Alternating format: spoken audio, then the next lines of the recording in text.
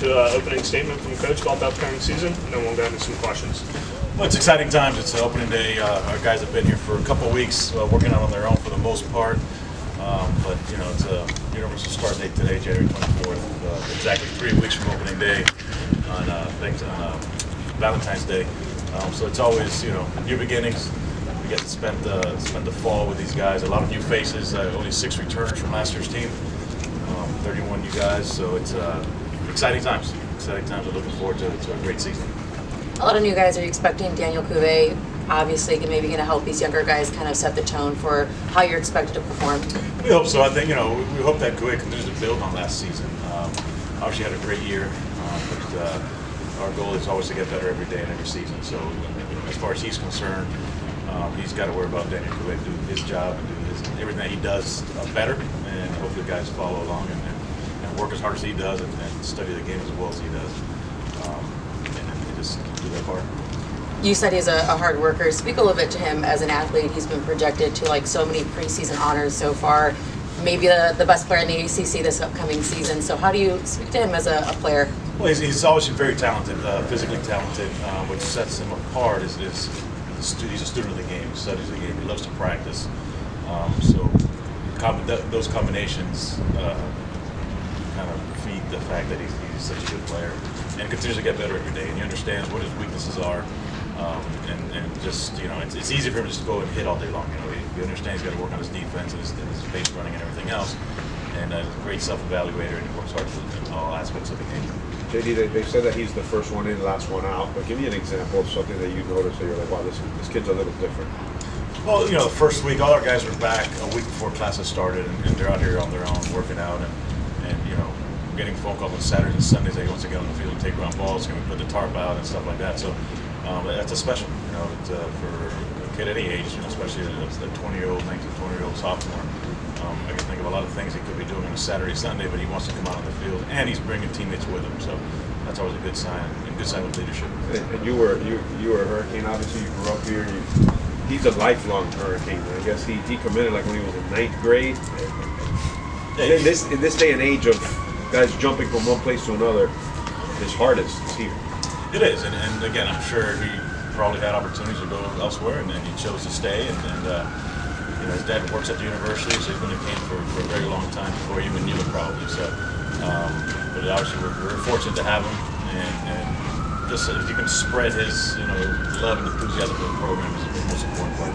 Speaking of building off of last year, obviously it was your first season as head coach. What do you think take from last year to this year? A lot of lessons learned, you know, the hard way. So obviously it wasn't a great season, but I always say you learn more from your failures than you do from your successes. So there was a lot of opportunities to learn and get better from last year. So you know, it's we had some injuries, key injuries that came into play last year as well. It was a very young roster. This year, you look at our roster, it's a very mature group. We got a couple of 24-year-olds. One of our catchers got engaged with a break, so it's I think the mindset and the attitude is just it's way different when it comes to the age of maturity. JD, you talked about making sure you build a lineup around Daniel, you know, making sure you brought in bats. Just how do you feel like the rest of the guys, and maybe how you're kind of hoping it shakes out with the other offensive guys? Well, you know, you got Dorian Gonzalez back as well from last year. Had a good season for us as a junior. He's back as a senior. You know, we got Jake Ogden coming in. We got Hudson at first base. We got Willard in the outfield. We got a couple of freshmen in the outfield, Torres, Peralta, and you know, Max Galvin coming in from Oklahoma State. So we feel like we've created enough protection around them where they can't just, you know, eliminate them from a lineup, right? There's a couple of teams that would, you know, like Virginia Tech intentionally walking with nobody on.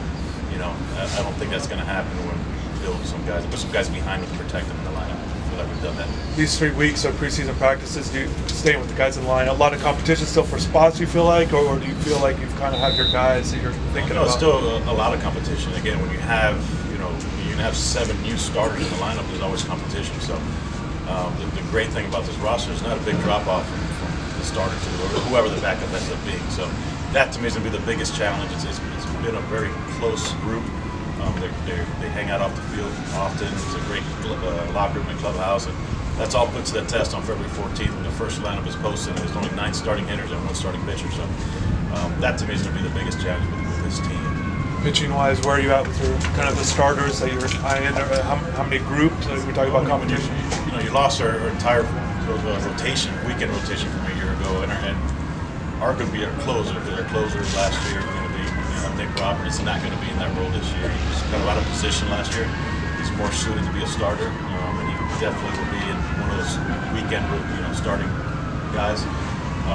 You're going to have 4 new starters, so it's competition is going to come down to that last week. February 13th, where the rotation is going to be.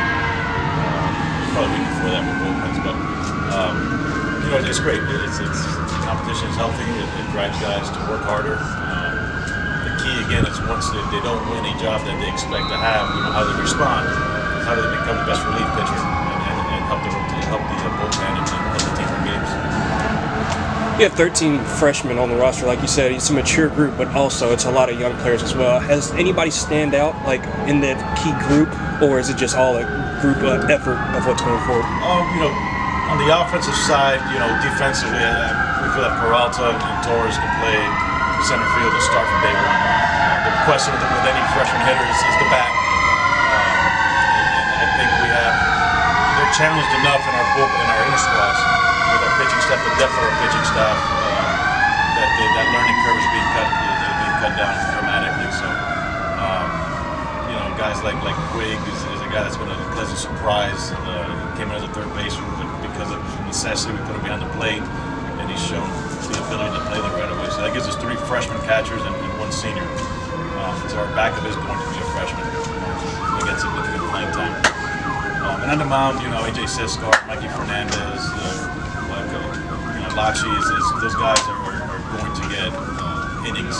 Whether they're in the starting rotation, whether they're setup guys, who knows? But they are going to get a lot of significant time with significant innings. And I think the strength of this team is the depth in the bullpen, something we lacked drastically the last couple of years, to be honest with you. But last year as well. But you're going to see that the depth that we have is going to set us apart.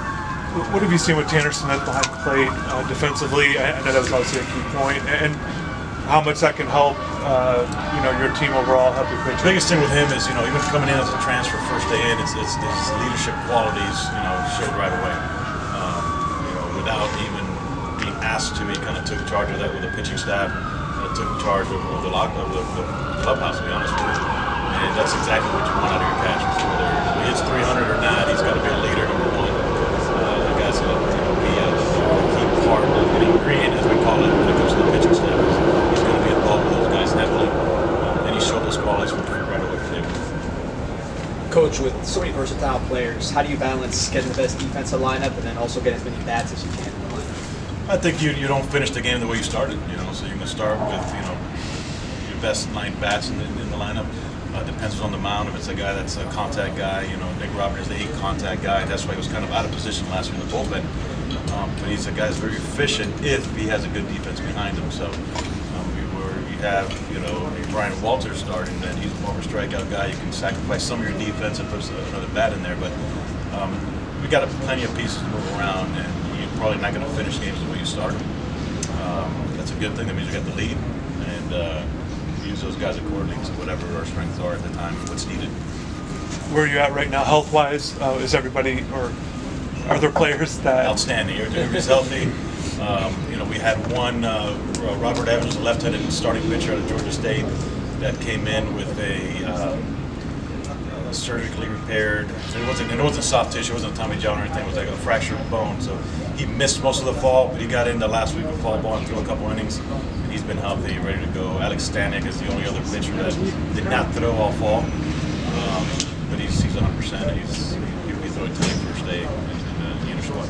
Nolan or Evan, one of them down? He's fine. So his arm was a little sore in the fall. Which one was it? Nolan Johnson. It was Nolan Johnson. But he's back 100% as well. It was just put him on some time off and then a throwing program, and he's good to go. Is this the coldest first practice you guys have had? By far. Yeah. I think I've worn so many layers ever here as the Hurricane. At home, anyway. Any other questions for JD? Awesome. Thank you, Jay. All right. Thanks, Thank Coach. you. Appreciate it.